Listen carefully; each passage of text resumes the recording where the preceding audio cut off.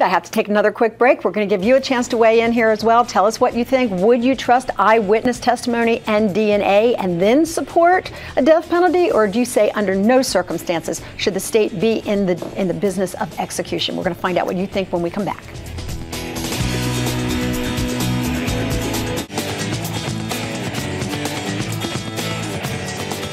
Our topic is the death penalty and whether it's time to abolish it, whether a mandatory life sentence for those crimes that some have faced the death penalty for previously would now be a better solution. If you want to tell us what you think, you can email me at lynn@lynndoyle.net, or you can answer on our social media sites, including Facebook. Eddie's done that. He says, how can it be a deterrent when there can be 20 years of appeals or more? And David says, nothing is a deterrent. Those who do bad know what the penalty will be. It should remain as a way to eliminate those subhumans who should not be part of society. Do you agree with those comments? Tell us what you think. Always here to hear your opinion.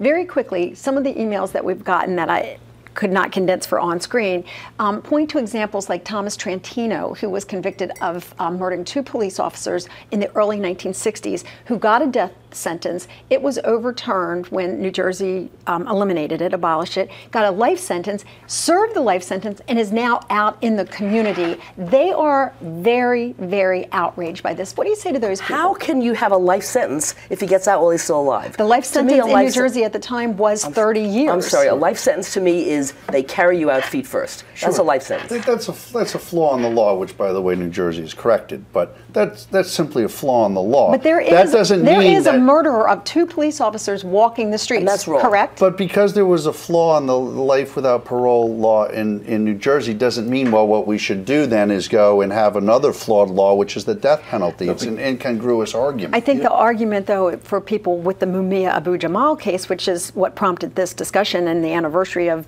that murder is now 30 years, is people are saying, well, perhaps one day this guy might actually walk. No. The prosecutors on your panel will tell you that can't happen in Pennsylvania. You know what? I'll tell you what's going to happen.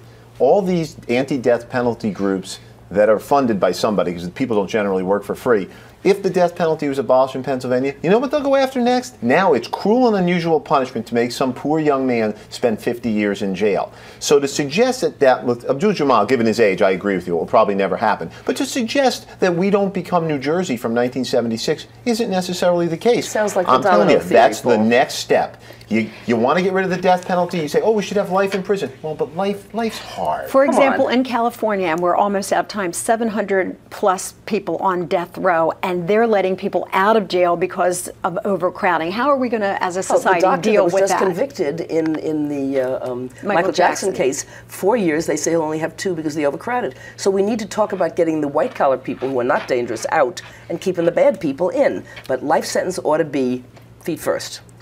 All right. So very quickly, do you think moving forward the entire penal system needs an overhaul, and is that conceivable or even realistic in this day and age? Sure, New Jersey could take the $256 million and overhaul their system rather than killing people. I think the entire system ought to be overhauled.